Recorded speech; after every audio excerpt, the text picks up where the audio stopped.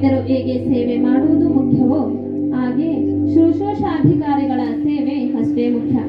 ಇವರ ಸೇವೆ ಶ್ಲಾಘನೀಯ.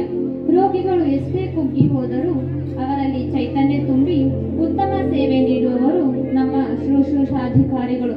ಇವರು ನಮಗೆ ಮಾದರಿ.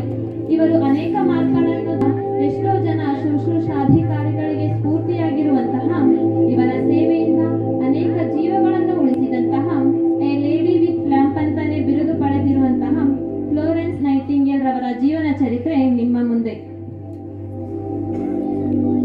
ಫ್ಲಾರೆನ್ಸ್ ನೈಟಿಂಗೇಲ್ ರವರು 1823 ಮೇ 12ರಂದು ಇಟಲಿಯ ದೇಶದ ಒಂದು ಶ್ರೀಮಂತ ಕುಟುಂಬದಲ್ಲಿ ಜನಿಸುತ್ತಾರೆ. ಇವರ ತಾಯಿ ಫ್ರಾನ್ಸಿಸ್ ನೈಟಿಂಗೇಲ್, ತಂದೆ ವಿಲಿಯಮ್ಸ್ ನೈಟಿಂಗೇಲ್. ತಮ್ಮ ಮಕ್ಕಳಿಗೆ ಗಣಿತ, ಇತಿಹಾಸ, ಭೂಗೋಳ, ವ್ಯಾಕರಣ ಸೇರಿದಂತೆ ಗ್ರೀಕ್, ಲ್ಯಾಟಿನ್ ಬೋಧನೆ ಮಾಡುತ್ತಾರೆ.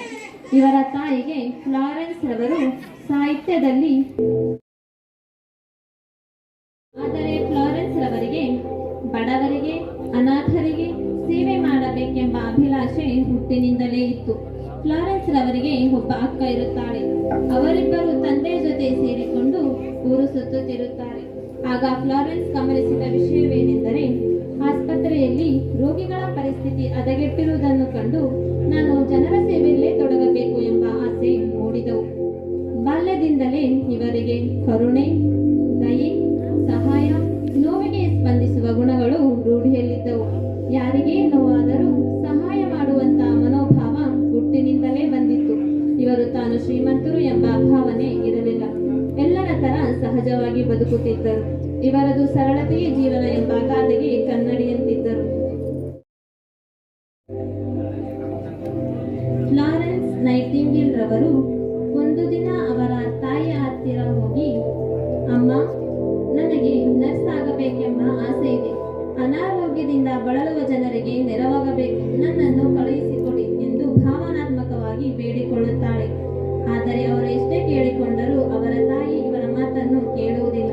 ಇದರಿಂದ ಫ್ಲಾರೆನ್ಸ್ ರವರಿಗೆ ತುಂಬಾ ಬೇಜಾರಾಗುತ್ತದೆ. ಆದರೆ ಅವರ ತಂದೆ ತಾಯಿಗೆ ತಮ್ಮ ಮಗಳು ತಮ್ಮ ಜೊತೆಯಲ್ಲೇ ಇರಬೇಕು ಮತ್ತು ವಯಸ್ಸಿಗೆ ಬಂದ ಮಗಳನ್ನು ಹೊರಗೆ ಕಳುಹಿಸುವುದು ಸೂಕ್ತವೆಲ್ಲ ಎನಿಸಿ ಅವಳಿಗೆ ಮದುವೆ ಕಾರ್ಯಕ್ಕೆ ಮುಂದಾಗುತ್ತಾರೆ. ಒಂದು ದಿನ ಅವರ ತಂದೆ ಒಬ್ಬ ಹುಡುಗನನ್ನು ನೋಡಿ ತಮ್ಮ ಮನೆಗೆ ಸರಿ ಹೊಂದುವ ಪ್ರೊಫೆಷನಲ್ ಡಿಗ್ರಿ ಮುಗಿಸಿದ ಹುಡುಗನನ್ನು ಕರೆತಂದು ತಮ್ಮ ಮಗಳಿಗೆ ಮದುವೆಯ ಪ್ರಪೋಸಲ್ ಅನ್ನು ಅವಳ ಎದುರಿಗೆ ಇಡುತ್ತಾರೆ. ಆದರೆ ಅವಳಿಗೆ ಇದರಲ್ಲಿ ಆಸಕ್ತಿ ಇಲ್ಲದ ಕಾರಣ ನಿರಾಕರಿಸಿ ಮನೆ ಬಿಟ್ಟು ಜನರ ಸೇವೆಯಂತೆ ಹೆಜ್ಜೆ ಹಾಕುತ್ತಾರೆ. ಅದರಂದು ಫ್ಲಾರೆನ್ಸ್ ನೈಟಿಂಗೇಲ್ ರವರು ನರ್ಸಿಂಗ್ ಕೆಲಸ ಶುರು ಮಾಡುತ್ತಾರೆ. ಆಗ ಇವರು ತಮ್ಮ ಊರು ಮತ್ತು ಇಂಗ್ಲೆಂಡ್ ಆಸ್ಪತ್ರೆಯಲ್ಲಿ ಸೇವೆ ಮಾಡುತ್ತಾರೆ. ಇವರು ತಮ್ಮ ಅನುಭವದ ಹೊರತಾಗಿಯೂ ನರ್ಸ್ಗಳಿಗೆ ಒಳ್ಳೆಯ ಅಭ್ಯಾಸ, ಶಿಸ್ತು, ಬುದ್ಧಿವಂತಿಕೆ ಬೇಕು ಎಂದುಕೊಂಡು 1850ರಲ್ಲಿ ಕ್ರೈಸ್ಪುರತ್ನಲ್ಲಿರುವ ಸಂಸ್ಥೆಯಲ್ಲಿ 3 ವರ್ಷ ನರ್ಸಿಂಗ್ ಅಭ್ಯಾಸ ಪಡೆದುಕೊಳ್ಳುತ್ತಾರೆ. ಇದರಿಂದಾಗಿ ಅವರಿಗೆ ಗೊತ್ತಾಗುತ್ತದೆ ಇಂಗ್ಲಿಷ್ ನರ್ಸ್ಗಳಲ್ಲಿ ಏನೋ ಕೊರತೆ ಇದೆ ಎಂದು. 1853ರಲ್ಲಿ ಇವರು superintendent of the institution for the care of sick ಹುದ್ದೆಗೆ ನೇಮಕಗೊಳ್ಳುತ್ತಾರೆ. 4ರಲ್ಲಿ ಕ್ರೈಮೆನ್ ಎಂಬ ಘೋರ ಯುದ್ಧವಾಯಿತು.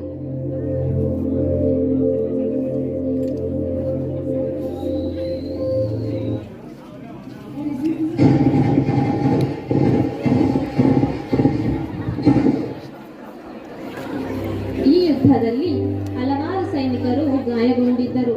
ಅವರಿಗೆ ನರ್ಸ್ಗಳ ಅವಶ್ಯಕತೆ ಇತ್ತು. ಈ ವಿಷಯ ಫ್ಲೋರೆನ್ಸ್ಗೆ ತಿಳಿದು ಗಾಯಗೊಂಡ ಸೈನಿಕರ ಸೇವೆ ಮಾಡುವುದಕ್ಕೆ ಅವಕಾಶ ದೊರೆಯಿತು ಎಂದುಕೊಂಡು ಫ್ಲಾರೆನ್ಸ್ ಅವರು ಒಂದು ಸಣ್ಣ ನರ್ಸ್ಗಳ ತರಬೇತಿ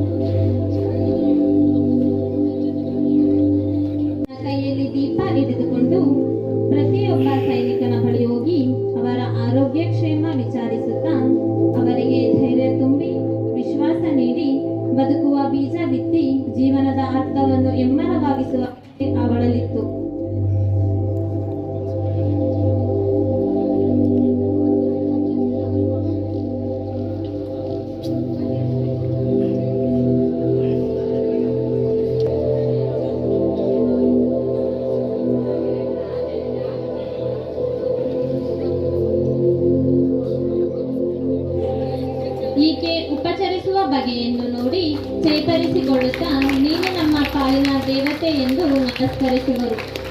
ಈಕೆ ಕೈಯಲ್ಲಿ ದೀಪ ಹಿಡಿದು ರೋಗಿಗಳನ್ನು ವಿಚಾರಿಸುವ ಕಲೆಗೆ ಈಕೆಯನ್ನು ದೀಪಧಾರಿಣಿ ಎಂದು ಕರೆಯುತ್ತಿದ್ದರು. ಪ್ರಗಾಢವಾದ ಸೇವೆಯನ್ನು ಇಂಗ್ಲೆಂಡಿನ ರಾಣಿಯು ಗುರುತಿಸಿ ಇವರ ಸೇವೆಯನ್ನು ಶ್ಲಾಘಿಸಿದರು ಹಾಗೂ ಪ್ರಶಂಸಿಸಿದರು.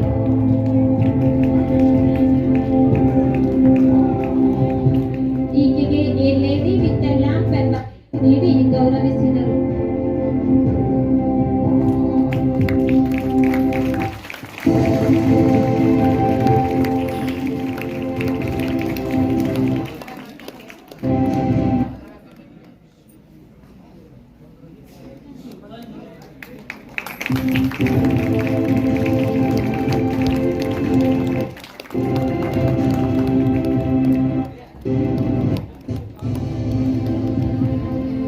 ಇವರು ಅನೇಕ ಮಾರ್ಪಾಡುಗಳನ್ನು ಮಿಲಿಟರಿ ಆಸ್ಪತ್ರೆಯಲ್ಲಿ ಮಾಡಿದರು.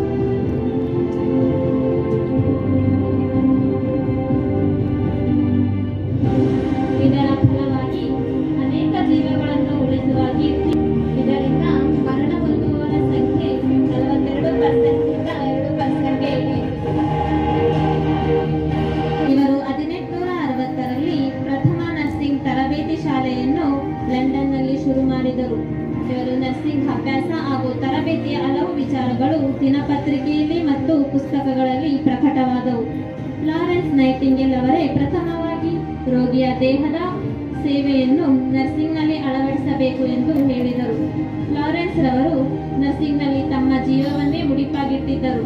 ಇಂತಹ ಸಂದರ್ಭದಲ್ಲಿ ದಿನಕ್ಕೆ ಕೇವಲ 2 ರಿಂದ 3 ಗಂಟೆ ಮಾತ್ರ ವಿಶ್ರಾಂತಿ ಪಡೆಯುತ್ತಿದ್ದರು. ಉಳಿದ ಸಮಯ ರೋಗಿಗಳ ಸೇವೆಯಲ್ಲೇ ನಿರತರಾಗಿದ್ದರು. ಇದರಿಂದ ಇವರ ಪ್ರಖ್ಯಾತಿ ಇಂಗ್ಲೆಂಡಿನಲ್ಲದೆ ಇಂಡಿಯಾದಲ್ಲೂ ಹಬ್ಬಿತ್ತು. ಭಾರತದಲ್ಲಿ ಮೊದಲ ಮಹಿಳಾ ನರ್ಸ್ಗಳ ಶಿಕ್ಷಣ ಮದ್ರಾಸ್ನಲ್ಲಿ ಪ್ರಾರಂಭವಾಯಿತು. ಇವರು ಇದರ ಜೊತೆಗೆ ಕೆಲವು ಇಲಾಖೆಗಳಲ್ಲಿ ಕಾರ್ಯನಿರ್ವಹಿಸುತ್ತಿದ್ದರು. ಅವುಗಳೆಂದರೆ ಪ್ರಸೂತಿ, ಸ್ತ್ರೀರೋಗ ತಜ್ಞೆ,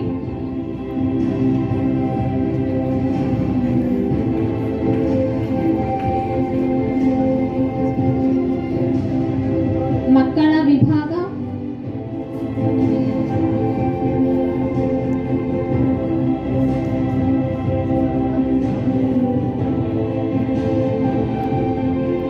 ಸಮುದಾಯ ಆರೋಗ್ಯ ಇಲಾಖೆ,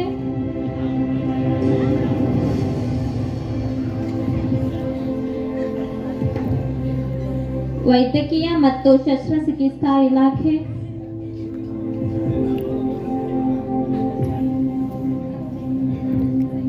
ಮಾನಸಿಕ ಆರೋಗ್ಯ ಇಲಾಖೆ.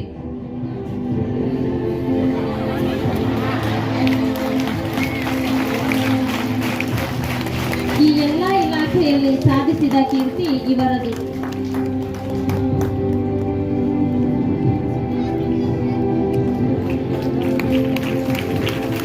ಇವರು 1910ರಲ್ಲಿ ಫ್ಲಾರೆನ್ಸ್ ನೈಟಿಂಗೇಲ್ ಕಣ್ಣು ಮುಚ್ಚಿದರು.